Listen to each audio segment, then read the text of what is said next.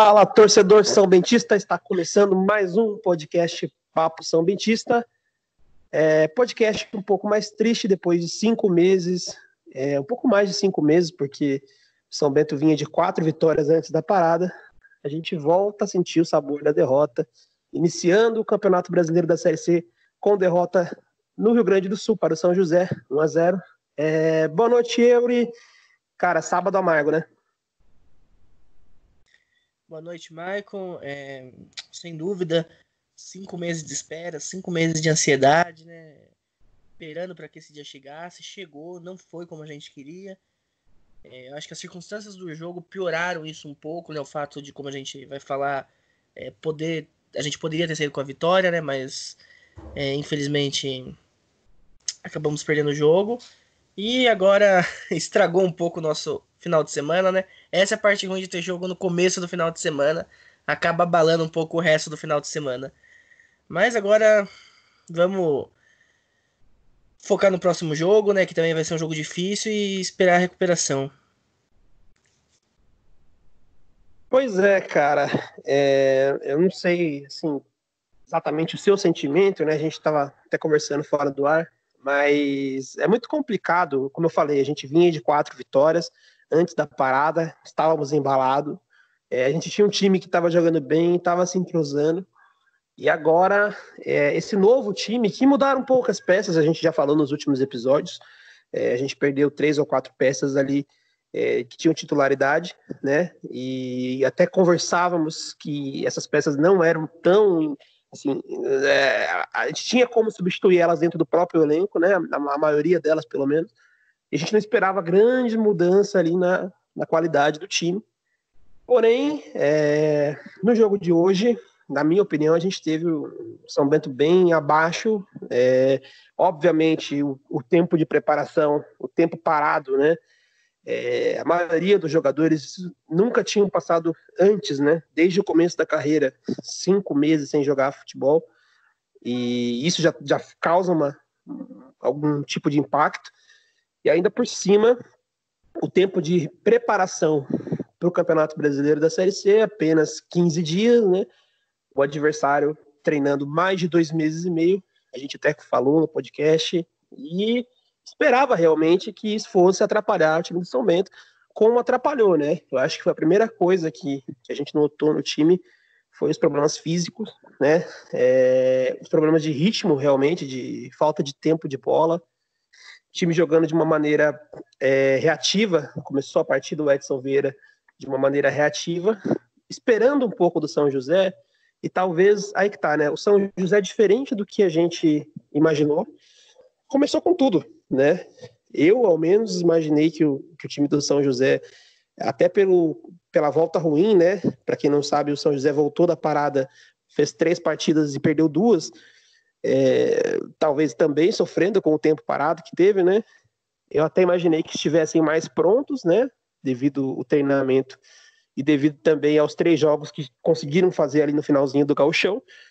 Mas imaginei mas eu não imaginava que teriam também problemas físicos, né? Que também ainda teriam problemas de tempo de bola e tal. E achei que o São José também fosse cadenciar o jogo, né? E que seria aquele jogo mais parado. E não foi muito bem o que aconteceu. O São José começou com tudo, veio para cima do São Bento, logo nos primeiros minutos, teve muitas chances. Apareceu bem o Paulo Vitor, né? Que, por sinal, a gente falou aqui no podcast que ele deveria ser o titular do jogo, mas aparentemente não iria ser, não, né? O Lucas Macanhã, que era o titular na Série A2, aparentemente seria o jogador que iria jogar ali no gol, só que foi diagnosticado com o coronavírus e foi vetado ali da partida pouco antes do início. O Paulo Vitor, até o pessoal da transmissão falou que ele saiu do hotel de aplicativo para o estádio de última hora. E sabendo ainda disso, que partida fez o Paulo Vitor, né? Jogou muito bem, começou, nem parecia que estava sem ritmo. A gente sabe que o ritmo de jogo pesa ainda mais para os goleiros, né? E no caso dele, eu nem senti que ele seria um jogador que está há muito tempo parado, porque chegou com toda a confiança. O time do São José testou bastante o Paulo Vitor e ele correspondeu, na minha opinião, foi muito bem, acabou segurando esse 0-0 no início do jogo, e isso ajudou bastante o time do São Bento, porque o início ruim, né, a falta de tempo de bola, esse tipo de coisa, né, ritmo de jogo mesmo, né, porque jogadores treinam alguns dias, mas sem adversários. O São Bento não conseguiu fazer um amistoso sequer nesses 15 dias que teve de preparação, então não teve ritmo de jogo, e aí no caso, e nesse tipo de situação se testa, né, o ritmo de jogo é no comecinho do jogo ali que você sente as linhas do adversário subindo, aquilo de ter que marcar e tal.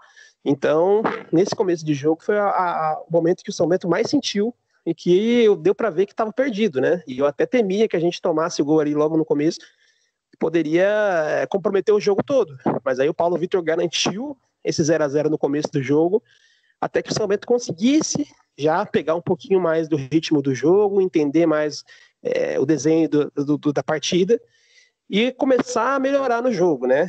Então, começou numa postura reativa, como eu falei, o São José começou com tudo, pressionando na frente. Achei que o time do São José forçou bastante jogada ali na lateral esquerda, devido o Alan Vieira, né, cara? Eu sei que você não é fã do Alan Vieira, mas eu acho que nenhum torcedor do São Bento vai conseguir defender o Alan Vieira hoje, porque ele foi, na minha opinião, que apresentou mais falta de ritmo, né? Com o físico mais comprometido.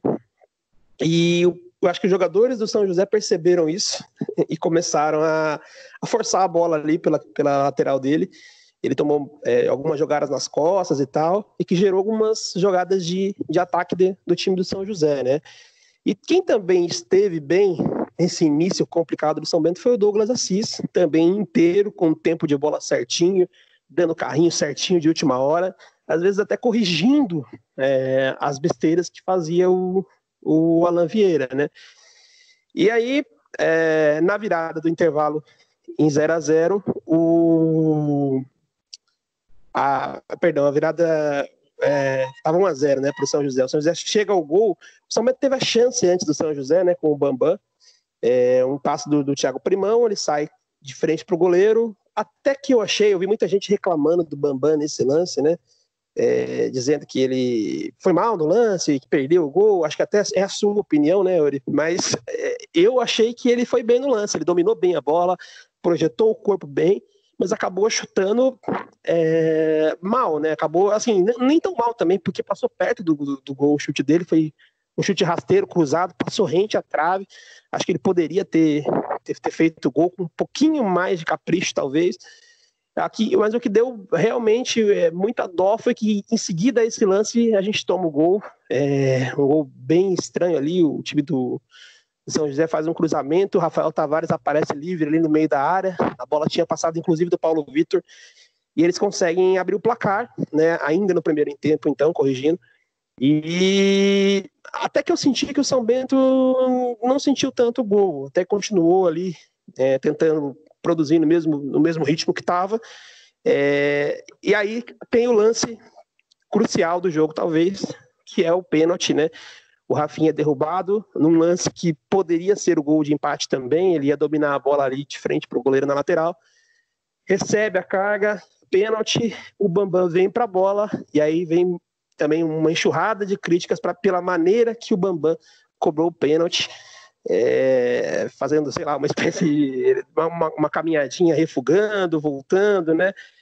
E o goleiro Fábio defende o goleiro Fábio, que é um dos jogadores que eu pretendo destacar aqui como destaques positivos do São José, porque se mostrou um ótimo goleiro, muito concentrado, inclusive nesse momento, na batida do pênalti.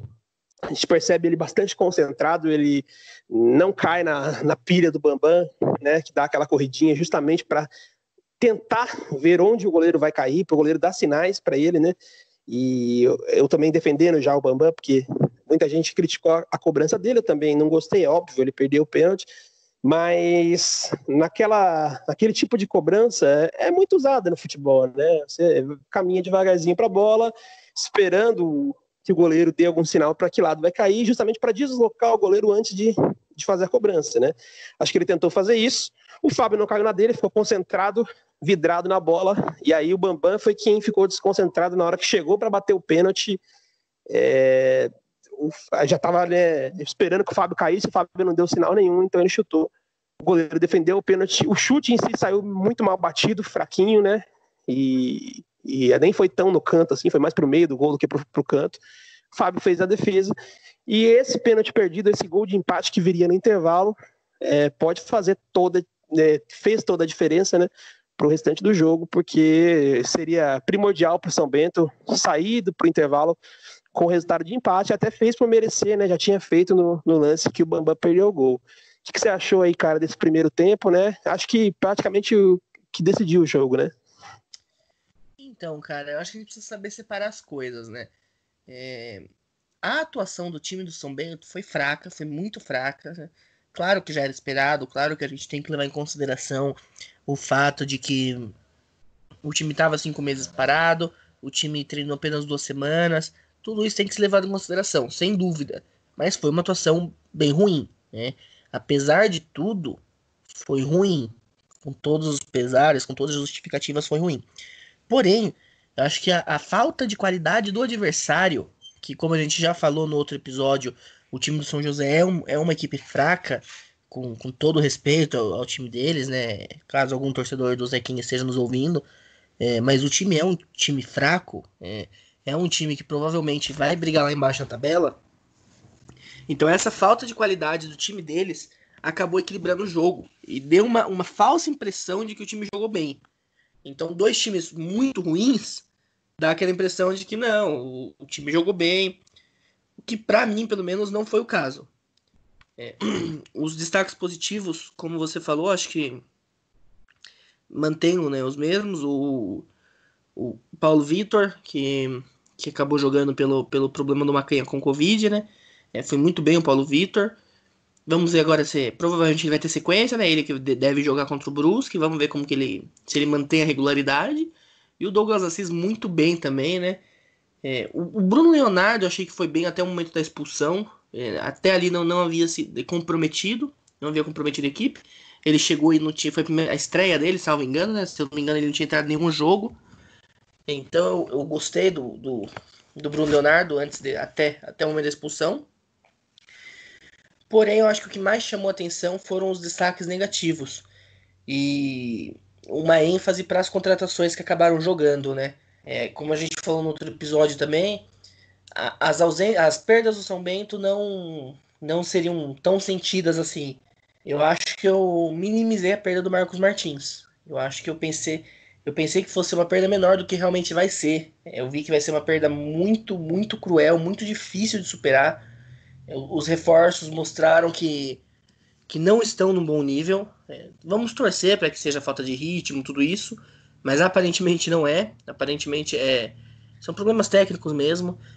O Ferrugem, ele defensivamente é muito fraco, inclusive o gol do São José, o rapaz que faz o gol, esqueci o nome dele agora, ele está sendo marcado pelo Ferrugem. Rafael Tavares, obrigado. O Rafael Tavares está sendo marcado pelo Ferrugem, e o Ferrugem se distrai na marcação, ali ele acaba perdendo o Rafael Tavares, e o Paulo Vitor já estava vencido, não teve culpa nenhuma no lance, estava ali na primeira trave, a bola passa pelo Paulo Vitor e o Rafael Tavares está sozinho, sem nenhuma marcação para atrapalhar, ele só empurra para o gol, né? O Marcelo, que foi apresentado como zagueiro, mas acabou jogando o segundo tempo como lateral, também muito fraco, não sei se por não estar jogando sua posição, não sei se não é um bom jogador mesmo, mas não foi bem. Alan Vieira, eu não preciso nem falar, né? Eu acho que é ser repetitivo demais falar sobre Alan Vieira. Totalmente fora de forma, desde que chegou no São Bento, não é por causa da pandemia. Ele chegou no São Bento lá em janeiro já fora de forma, não aguentava jogar bola na Série 2, tomando bola nas costas. O lance do gol se originou ali no lado dele.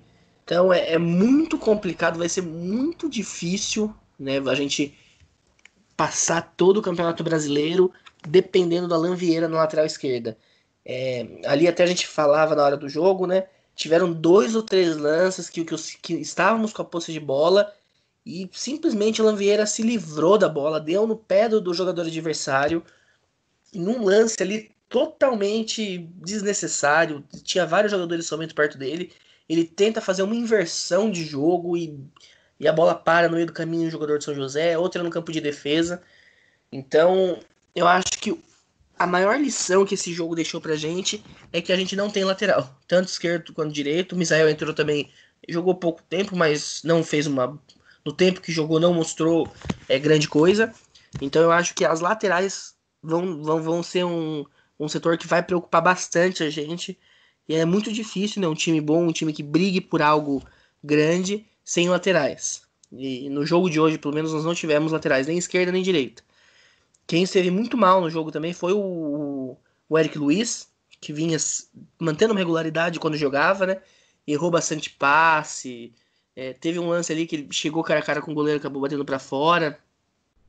Parecia também um pouco fora. Parecia não, estava, né, um pouco fora de ritmo, claro, tempo sem jogar. E eu acho que de todos, o maior destaque negativo da partida, não porque foi o pior jogador, mas é o jogador que a gente mais tem expectativa, querendo ou não, vinha muito bem antes da parada, que é o Bambam. O Bambam, ele, pelo menos pra mim, fez uma partida muito, muito, muito abaixo do que ele vinha apresentando. Salvo engano, eu posso ter deixado passar algum lance que não tá vindo na memória agora, mas ele não acertou um chute, tirando o pênalti, ele não acertou nenhum chute no gol. Todas as finalizações dele foram pra fora, né? Aquele primeiro antes do gol, que um belo lançamento do Primão. O Primão não fez uma boa partida, mas apareceu uma ou outra vez dando bons lançamentos, né? Como já vinha sendo antes da parada, não vinha jogando bem, mas sempre dando um outro lançamento. Deixou o Bambam na cara do gol. E ali um camisa 9, um centroavante, um homem-gol, ele não pode sair cara a cara com o goleiro e desperdiçar a chance, né? Teve outras chances também no segundo tempo, acabou desperdiçando, sem nem oferecer perigo, né, pro goleiro. E o pênalti que, pra mim, foi absurdamente mal batido, do jeito que qualquer goleiro ama, né? Acho que se todos os atacantes batessem pênalti daquele jeito, os goleiros iam adorar cobranças de pênaltis. É aquela bola não muito no canto, deslocada levemente pro canto, a meia altura, aquela bola para treinar o goleiro mesmo. O goleiro ainda deu rebote e acabamos desperdiçando a oportunidade, mas um atacante, repito, um camisa 9, um centroavante, não pode bater um pênalti desse jeito. Fazer o gol, perder, isso acontece, é do jogo, é do futebol. Só perde quem chuta, né?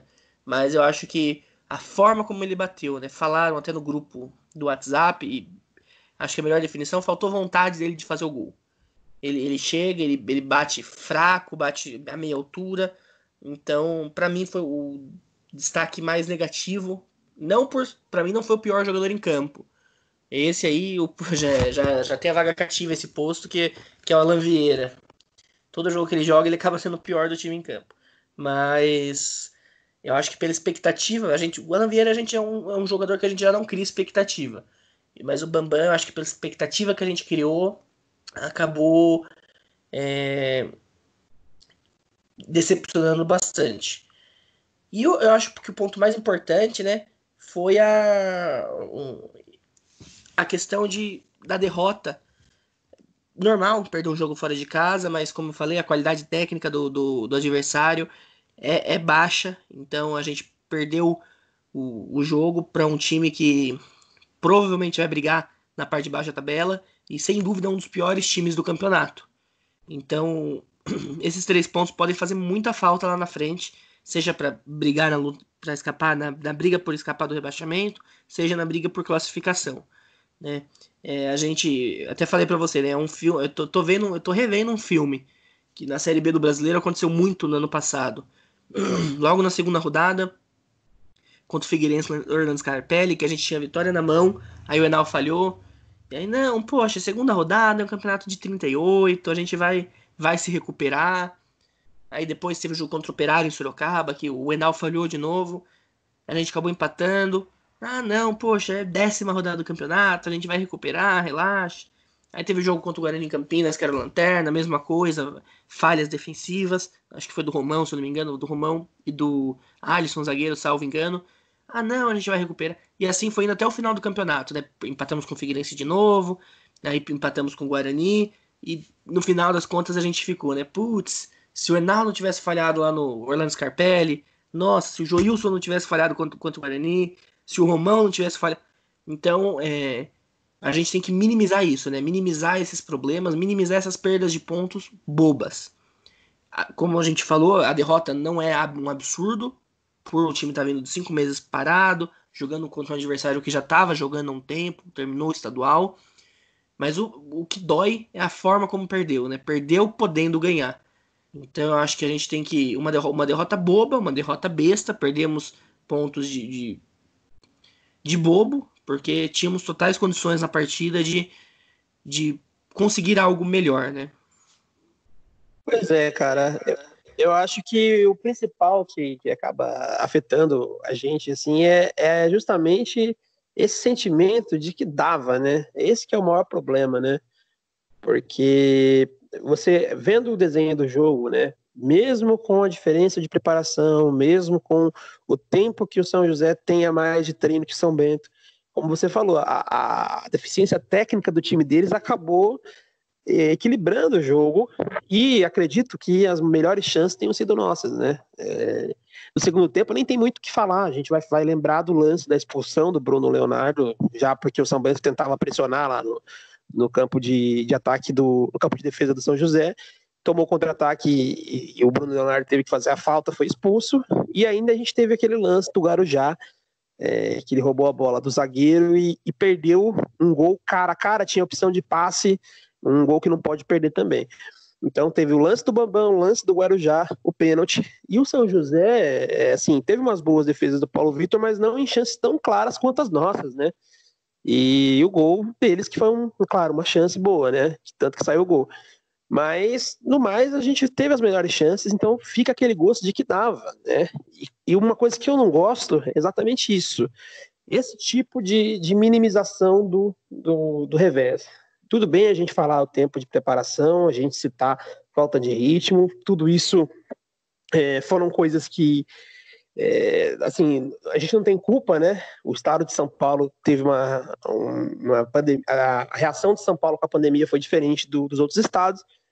Tivemos que ficar parados no começo da pandemia, depois mais para o final também, e só pudemos treinar, né, faltando 15 dias para a estreia. O São José pôde treinar desde mais cedo. Eu até fui uma das pessoas que argumentei, que falei, vamos tentar treinar mais cedo, vamos tentar falar com a prefeita, vamos tentar ir para outra cidade treinar, será que não dá, né? Porque justamente preocupado com esse tipo de situação que acabou acontecendo, né? Que hoje vamos dizer assim, entre aspas, a primeira desculpa, né? De todo mundo que vai argumentar sobre esse resultado é a falta de preparação. Mas também entendo que talvez mesmo com essa preocupação antecipada com essa questão, não tinha muito o que ser feito, talvez, ou então não poderia ser muito melhor do que foi o tempo de preparação do São Bento, e isso não é culpa, né, de ninguém. Então, tudo bem citar isto como um dos motivos, tudo bem lembrar disso, né, na hora de falar desse jogo. Mas ir para esse lado de que é começo de campeonato, de que não importa esses pontos agora, isso daí a gente já aprendeu na pele que não faz sentido, que não tem nada a ver, né? Como você falou, a gente tem a Série B, teve os pontos perdidos lá que custaram no final, a gente se remoeu durante muito tempo aí com esses pontos perdidos no começo, e a Série C é um agravante muito maior do que a Série B. Todo mundo sabe, a Série B tem o dobro de rodadas do que a Série C. E a gente comentou aqui no último episódio o quanto equilibrada é o Campeonato Brasileiro da Série C, né? Teve campeonato que time liderou com 34 e time caiu com 30 pontos. Então, 4 pontos para pular do rebaixamento para a liderança. Então, vamos supondo, né? 3 pontos que a gente perdeu hoje pode fazer esse tipo de coisa com a gente dentro do campeonato, né? Não adianta jogar bem, não adianta ter as melhores chances e de repente falar. E no final das contas, os 3 pontos foram para o São José. A gente deixou o São José fazer 3 pontos, e isso também conta muito, porque é um campeonato dividido em grupos, e o nosso campeonato só tem 10 times, né? Então, eu falei aqui no último episódio, a Série C tem muito empate, e um time quando vence, faz 3 pontos, eles avançam bastante na classificação, e o São Bento não só perdeu a chance de fazer 3 pontos, porque perdeu gols inexplicáveis, inclusive um pênalti, como também deixou o São José fazer 3 pontos, apesar de jogar mal como jogou, né? De estar com um time que claramente mostra-se limitado. Então, claro, assim, tem muita coisa para a gente ver ainda. Essas análises são bem superficiais, é sobre o início, as primeiras impressões, né? O São José também não era um time pronto, o São José deve se reforçar ainda, o São José vai voltar para o Passo da Areia, talvez não sejam tantos times que vão fazer pontos jogando fora de casa contra o São José, isso a gente tem que considerar, mas que nós perdemos uma oportunidade, perdemos, né? Isso está muito claro, tivemos várias chances e, enfim, né? Acabamos desperdiçando e ainda deixando com que eles, mesmo nas condições ruins que se encontram nesse começo de campeonato, façam 3 pontos, né? Por exemplo, né? Se eventualmente o São José se encaixar, como eu estou falando aqui, contratar, reforçar o elenco, como eles vêm reforçando, e até se encaixar, se entrosar melhor aí, depois da parada, né? Voltar para o Passo da Areia, ter aquela fortaleza que sempre teve em casa, e acabar brigando pela classificação, esses 3 pontos que fizeram hoje, e que não era para fazer, pelo que jogou, vão contar muito. Talvez a gente pode perder uma classificação também por causa desse resultado, pro próprio São José, né? E aí a gente vai ficar lembrando, nossa, enfrentamos o São José lá e a gente teve as melhores chances, mas a gente não ganhou. Então, essa desculpa não, é o começo do campeonato, não tem problema perder agora, não cola de jeito nenhum, né? Até porque, uma coisa que eu queria muito falar aqui, é que apesar de realmente o São Bento ter tido pouquíssimo tempo de preparação, apenas 15 dias, esse deve ser o jogo que o São Bento mais teve o prazer, o tempo, né, de concentração. Vai ser o único jogo que o São Bento vai ter esse luxo, né? Porque agora, na quinta-feira, a gente enfrenta o Brusque. Os jogadores jogaram hoje, não sei se viajam hoje ou amanhã, provavelmente, de volta para São Paulo. Aí devem receber um dia de folga e depois voltam para os treinamentos há uns 3 dias da partida contra o Brusque, né? E esse jogo contra o Brusque, que a gente tem 5 dias de diferença, ele vai ser um dos que tem mais espaço, né, na agenda do São Bento. Posteriormente, o São Bento pode jogar de 48 em 48 horas. Joga, descansa e joga. Então, o São Bento não vai ter nem mais aquilo de poder olhar para a camisa que está enfrentando. É o Brusque agora, vamos estudar aqui eles e vamos se concentrar. Não, vai daqui a pouco entrar na Série A2 ao mesmo tempo também. E vai ser isso, vai ser uma maratona onde a preparação será minúscula para as partidas, né? E esse foi o único jogo que o São Bento teve 15 dias para focar. É o São José, esses são os jogadores do São José, eles jogaram no Gauchão assim, né? E teve esse tempo para poder se preparar e surpreender o São José. Porque depois vai ser muito mais ali no embalo do que qualquer coisa, né? Não vai dar muito para se preparar para as partidas, porque vão ser praticamente uma em cima da outra, né? Inclusive, possivelmente decisões, né, na Série A2. Então, tem toda aquela questão que a gente falava do elenco, e eu vou aproveitar esse gancho para comentar sobre as atuações e sobre as contratações, porque está totalmente ligado, né? Como eu falei, os destaques positivos, da minha opinião, somente o Paulo Vitor e o Douglas Assis, zagueiro, que foi bem também, como sempre, né? Achei que não comprometeram, que eu digo, acho que não foram tão mal, assim, podem ter alguns lances bizonhos para dar exemplos aqui. O Rafinha e o Fábio Bahia tiveram alguns lances ali que... O Thiago Primão também, né? Que aquela coisa bem de time sem ritmo, né? Errando tempo de bola, dando passe errado e tal, mas ao menos não comprometeram gravemente o time e tiveram alguns bons lances também, né? Primão mesmo na assistência, não que seria uma assistência para gol do Bambam, teve aquele lance, alguns outros lances bons também e alguns lances ruins, então coloquei na lista de não comprometeu aqui Thiago Primão, Fábio Bahia e Rafinha. Também o Bruno Leonardo, concordo contigo, não dá para reclamar. Quando foi exigido foi até que bem. O lance da expulsão, acho que ele não tinha mais o que fazer mesmo. Então, também está nessa lista. E os negativos, né? O Alan Vieira já ficou batido, como você falou, né? O Alan Vieira, a gente nem espera mais nada dele. E é por isso que o Bambam fica tão destacado como negativo, porque é decepção o Bambam jogar mal como jogou, né? Então, o Alan Vieira já não, a gente já conhece, já sabe, né? E também me assusta muito, cara, que um time como o São Bento dependa do Alan Vieira, não tenha mais ninguém para a posição, né? A gente vai até checar a situação do Picuíra, que não estava disponível para esse jogo, a gente não sabe se ele ainda está no clube, as coisas estão muito obscuras devido à pandemia, né? E a gente vai checar para ver se ele ainda está no elenco, né? Porque era uma opção, mas também um jogador limitado, né? Mas o Alan Vieira, como você falou, desde antes fora de forma, agora após a pandemia ainda mais, né? E, como você falou, fazendo muita besteira, errando passe em jogada de ataque nossa e criando contra-ataque para o adversário, uma total displicência, parece que não tem vontade de jogar.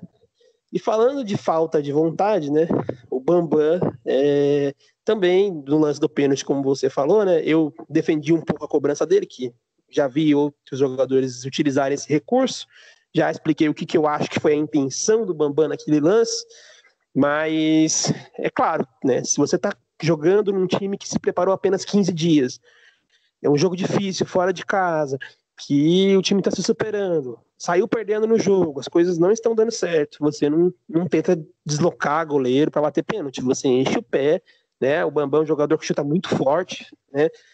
E tinha esse recurso aí, né? Todo mundo fala, né? Tem o chute a meia altura com força, que é um chute que tem mais de 99% de chance de entrar se ele for no canto a meia altura forte, e aí ele preferiu tentar deslocar o Fábio, que é um goleiro experiente, e como você falou, né, consagrou o Fábio aí, ficou facinho para ele, além de perder as chances que teve, realmente não chutou nenhuma outra no gol que não fosse o pênalti, né? Então o Bambam também decepcionante, realmente, né, não cumpriu com o papel dele de 9 hoje. Acredito que até o fator psicológico após o pênalti tenha contribuído muito para o São Bento não ter conseguido reagir no segundo tempo. E outra decepção para mim foi o Ferrugem, que a gente conversava sobre ele no último episódio, né, em algum episódio desse para trás aí, a gente falava que o Ferrugem tem um currículo até legal, pode ser que dê certo, mas realmente ele evidenciou o quanto o Martins vai fazer falta. Para mim, não sei também se pode ser o ritmo e tal, mas o Ferrugem, um jogador claramente abaixo do nível que a Série C exige. E aí isso preocupa demais, né, cara? Porque realmente, além do Ferrugem, que foi estreia, a gente teve a estreia do Misael, a estreia do Marcelo, e todos eles eu senti muito abaixo. Eles têm currículo abaixo do nível da Série C e também tiveram atuações muito abaixo do nível da Série C. Jogadores que não pareceram bons, que pareceram, né, pelo contrário, jogadores ruins e que a gente não tem outras opções, né? É Ferrugem ou Misael na lateral. Isso a gente está falando para titular, né? Para jogar com a camisa 2 do São Bento. Inclusive na disputa do acesso na Série 2, né? Da lateral esquerda, a mesma coisa. Você tem o Alan Vieira do jeito que tá, e se, né, a gente não tiver o Picuíra, ou mesmo que tenha, né? Que o Picuíra também não foge muito disso daí. Seria o Marcelo, ou o Picuíra, ou o Alan Vieira. Então, realmente, como que um time sem laterais, né, sem nenhum tipo de qualidade nas laterais, vai conseguir alcançar alguma coisa? Isso é um fator que preocupa demais, eu acho que é o mais preocupante. São duas das maiores preocupações. Essas estreias ruins, esses problemas na lateral, e o São José, né, essa possibilidade do São José ser, de repente, um time muito fraco na competição e o São Bento ter perdido pontos preciosos que todo mundo vai fazer, né? Isso, eu acho que essas são as grandes preocupações de hoje. E para não deixar passar, né, o Eric Luiz também, muito mal hoje, até teve alguns lampejos, alguns bons lances, mas errando passe, né, ele tentando fazer coisas que não dava para fazer, forçando muita jogada, também não foi bem hoje, ele que costuma ir bem, né. Bom, do São José, destaco positivamente o meia Rafael Tavares, que foi bem, fez o gol e articulou bastante o time do São José, foi quem cadenciou o jogo, né?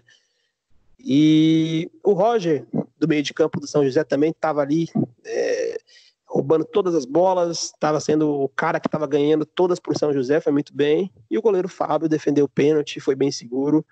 É um bom goleiro, dá pra gente ver.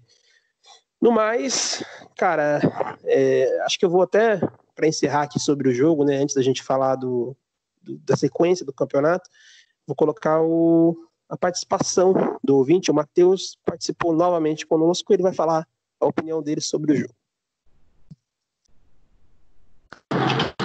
E aí, galera, beleza? Matheus aqui. Bom, primeiro eu queria falar que esse jogo foi uma expectativa muito grande, né? A gente fez o Paiva até me ajudou aí para a gente poder assistir. Fizemos um esquema aí para todo mundo poder assistir e foi decepcionante. É lógico, a gente tem que levar em consideração o tempo que ficou parado, o adversário que está jogando, mas já ficou claro, muita coisa já ficou claro, como a lateral esquerda, não dá. Outra vez o Guarujá decepcionou, então vamos torcer para que o próximo jogo as coisas melhorem. Um abraço a todos.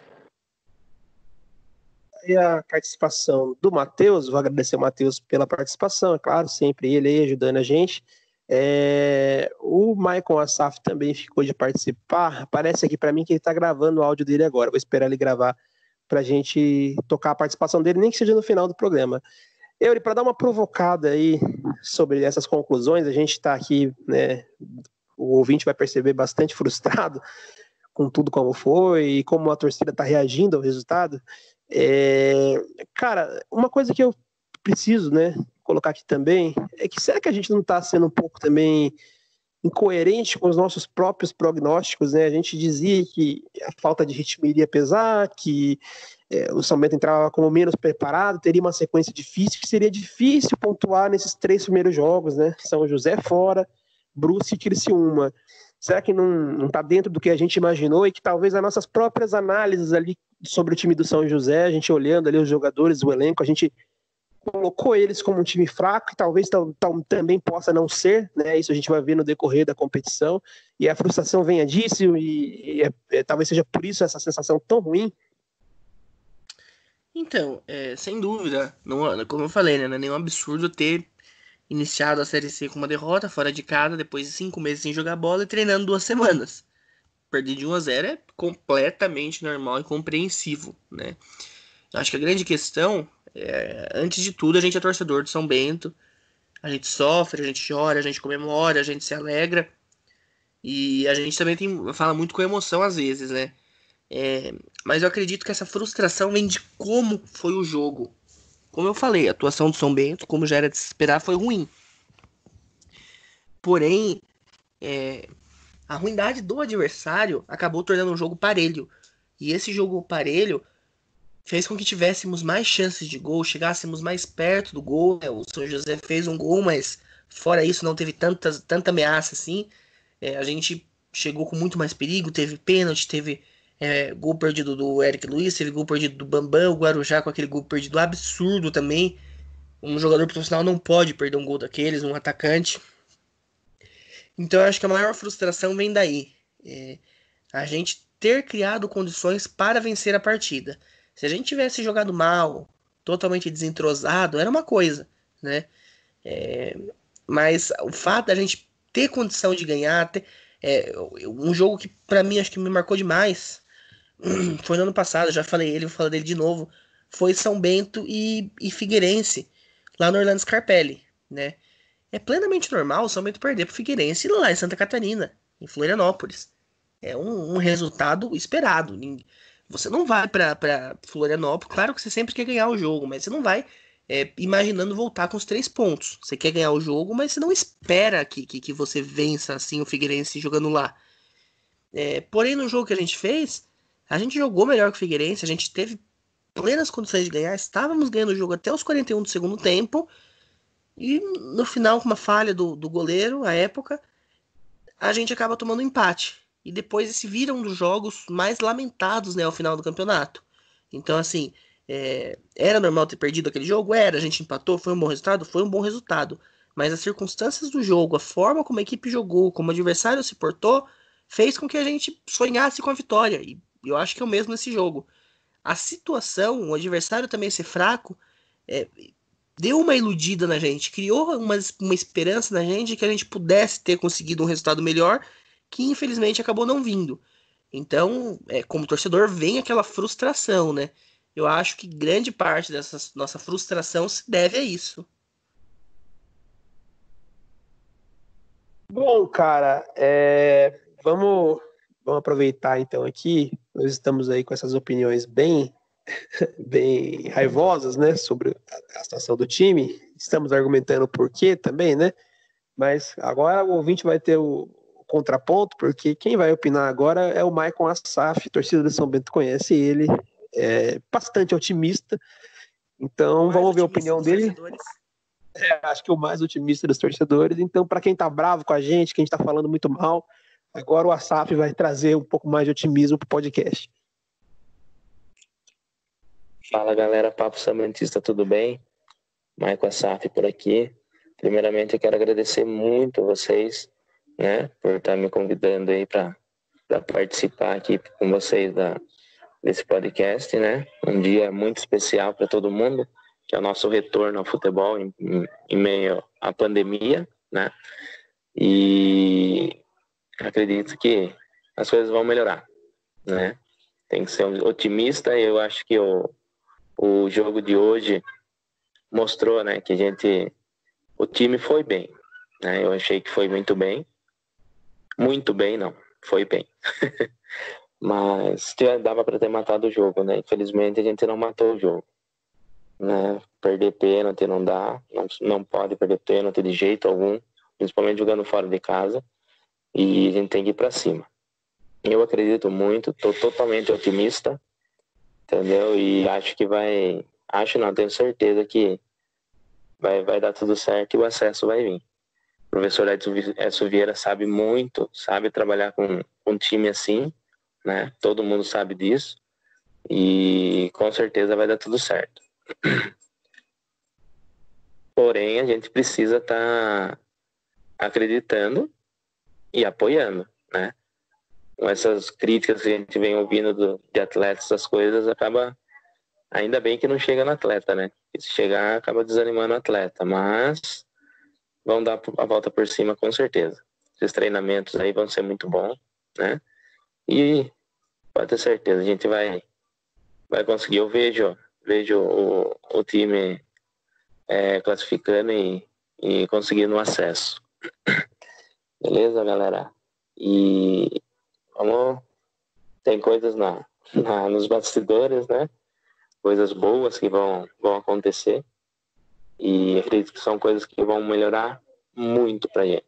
Pode ter certeza, podem aguardar. Infelizmente não se pode falar ainda, né? Mas vamos pra cima. Beleza? Obrigado pelo convite aí. E vamos ter otimismo sempre. Beleza, galera? Obrigado, boa sorte aí pra vocês. E sucesso no programa. Forte abraço. Tá aí o Maicon Assaf, então. Muito obrigado para Assaf pela participação, pelos elogios. Então, né, como a gente conversou, né, seria uma opinião mais otimista, com certeza, vindo do Assaf. Ele disse que tem notícias muito boas, eu estou bastante curioso com essas notícias de bastidores que ele não pode falar ainda. A gente não sabe também, não sei se é uma grande contratação, se tem a ver com as eleições, se tem a ver com parceiras, enfim, né? Vai ficar aí para os próximos capítulos. Mas, antes de entrar nessa onda do Assaf um pouco mais otimista para a sequência de São Bento, vou dar mais duas cornetadas aqui. Primeiramente, o Matheus Guarujá, eu não me lembrei de falar dele, e não achei que foi bem, até começou bem, entrou legal, entrou ligado no jogo com um pouco mais de fome do que os outros jogadores, assim, até talvez por estar descansado, e achei ele bastante participativo no começo, mas errando muito, né, bastante imaturo no lance lá, lance crucial, com um jogador a menos em campo, perdendo o jogo. Ele consegue, é verdade, ele quem rouba a bola, mas o zagueiro do São José dá uma vacilada, ele ganha a bola e sai de cara a cara com o Fábio, tem a opção do passe no meio da área, e ele chuta em cima do goleiro, um chute bem fraquinho, que eu acho que também é um dos lances marcantes dessa partida. E a outra cornetada vai pro Edson Vieira, que, na minha opinião, mexeu mal no intervalo, ele colocando justamente o Guarujá no jogo, deixando o Rafinha. Achei que o Rafinha estava pior que o Primão estava pelo menos articulando um pouquinho ali pro São Bento, então talvez tenha faltado Acho que essa troca não foi muito boa. E o Marcelo também ali na lateral esquerda, né? O Alan Vieira, é verdade, né? Não tem muito o que fazer com o Alan Vieira, mas o Marcelo também entrou mal, não deu muito certo também. Achei que o Edson mexeu mal. Para também criticar, a gente sempre elogia o Edson aqui, eu acho que dessa vez ele não foi bem, até mesmo na maneira que o time se postou. Acho que no momento que o São José resolve ir para cima do São Bento, é justamente quando percebe o quanto recuado o São Bento está, o quanto fragilizado o São Bento está. Talvez eles tivessem a informação que a gente treinou pouco, e aí eles percebem, né, o São Bento chama o São José para o jogo, e aí que eles resolvem começar a querer jogar. Não sei se precisava disso tudo, até pela maneira que o time se mostrou no restante do jogo, mostrou que dava para competir sim, né? Apesar de todos os problemas extra-campo. Mas entrando na vibe mais otimista, como eu falei, a gente precisa ver mais o São José. Se de repente na próxima rodada eles ganham o próximo jogo do Tombense, que é o próximo adversário deles, que é um dos favoritos, que aliás, né, deu uma tropeçada bonita hoje, a gente vai falar disso também, mas se eles vencem um próximo jogo, ou se de repente se mostram mais fortes na competição, esse resultado pode não ser tão ruim assim, até mesmo voltando para o Paço da Areia, de repente a maioria dos times vão ser derrotados pelo São José jogando lá, né? Então, talvez tenha muito dessa carga de frustração de 5 meses esperando o São Bento, né? E tenha muito disso também, da falta de preparação, da parte física, né? Que tem influenciado no jogo de hoje, e dá para se destacar que realmente mostrou algum potencial, mesmo em condições adversas do time, e isso pode ser algo positivo aí na sequência, de repente, seja como foi na Série 2, né? A gente precisa de algumas rodadas para engrenar, e quando engrenar, engrene de vez, né? Mas só lembrando que a Série C é curtinha, muito disputada, você pode sair de uma briga de acesso para uma briga de rebaixamento por causa de alguns pontos perdidos. Então precisa, acho que na minha opinião, desde já contra o Brusque, buscar os 3 pontos. O Edson Vieira tem falado muito que o Brusque é favorito, né, ao acesso, e eu acho que independente disso, a gente precisa ir lá e... Lá não, né, a gente vai jogar em Sorocaba esse próximo jogo, na quinta-feira, 20 horas, né, precisa buscar os 3 pontos e vencer logo, né? Até porque estamos ficando para trás, e é justamente disso que eu vou falar agora. Giro da rodada do Campeonato Brasileiro da Série C. Tivemos hoje no Grupo B apenas 3 jogos, né? O Ituano venceu o Tombense por 3-0, resultado bastante surpreendente, e o Tombense finalista do Campeonato Mineiro, e foi goleado pelo Ituano, que a gente sabia que viria bem, vem com uma base do Paulista Série 1 para o campeonato, mas nem tanto, né? Eu não esperava esse resultado. Preciso checar se o Tombense não poupou os jogadores visando a final do Campeonato Mineiro, isso explicaria muita coisa, mas eu soube que o Ibson... Opa, pois não. Pelo que eu vi aqui, não. O Ibson tava, o Felipe, o goleiro, tava, o Rubens, que é o artilheiro do Tombense, tava. Então foi uma senhora surra, né, inesperada aí, os Tombenses começando, então, tropeçando feio lá em Itu, né? Itu não, em Osasco foi o jogo, né? Ainda não tá podendo ter jogos em Itu.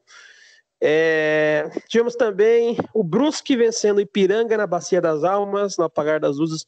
O Thiago Alagoano marcou, venceram por 2-1.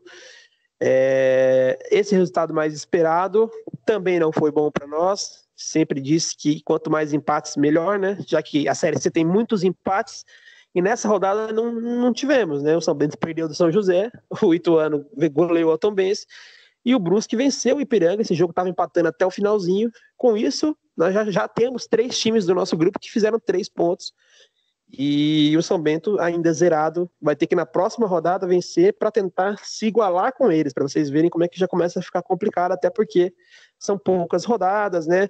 E um campeonato de muitos empates. Ainda fecham na segunda-feira a rodada nesse grupo o Boa Esporte e Volta Redonda. O Boa Esporte é o mandante do jogo, né? E Londrina e Criciúma, jogo no Estádio do Café, em Londrina, né?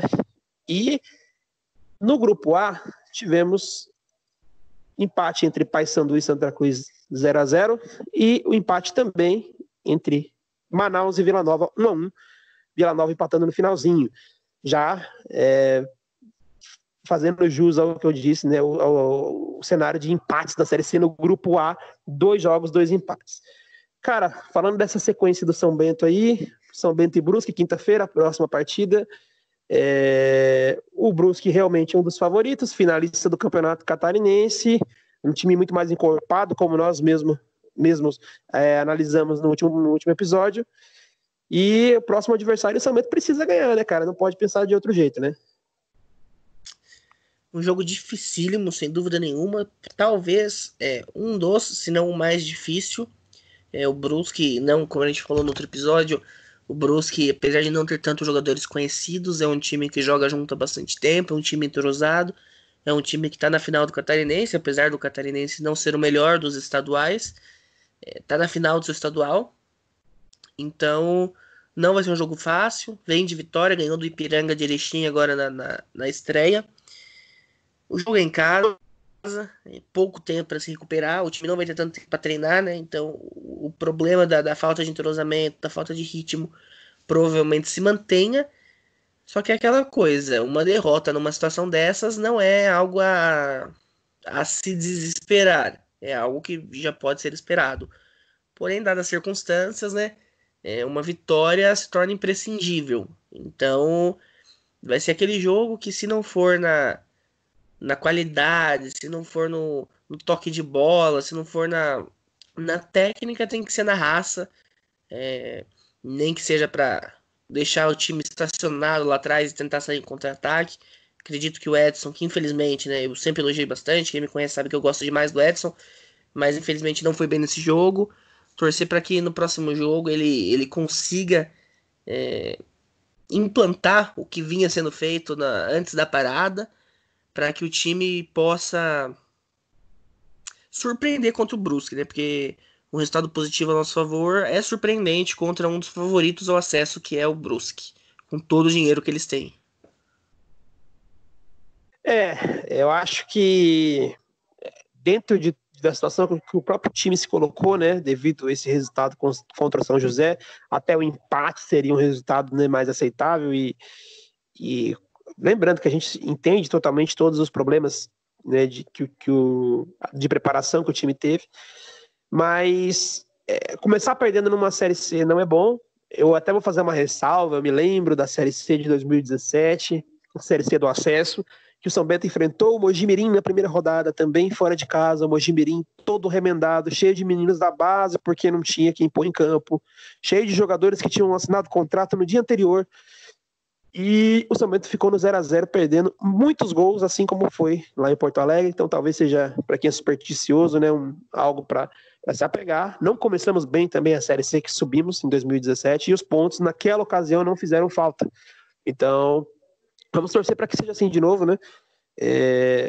Até porque a gente fala do São José ser esse time que possa ser um saco de pancadas da Série C, né? E talvez nem seja, né? O Mojimirim de fato estava na cara que era, e mesmo perdendo pontos contra eles, nós nos recuperamos. Espero que seja assim também nesse ano. E sobre o jogo com o Brusque, concordo com o Eury, né? Não é de se estranhar um resultado ruim, né? Inclusive um empate, mas a gente falava nas nossas análises iniciais do campeonato que essa primeira sequência, São José fora, Brusque e Criciúma, era sequência muito difícil, ainda mais com a falta de preparação, que, como o Eury falou, vai continuar para a próxima partida. Então, é um cenário complicado de novo. O Brusque é muito mais preparado do que o São José, muito mais entrosado, inclusive por já ter jogadores que estão jogando lá há muitos anos e jogadores que vêm de acessos lá no Brusque. Estão na final do estadual, já pegaram o ritmo, né? Já estão numa sequência vitoriosa novamente depois da parada.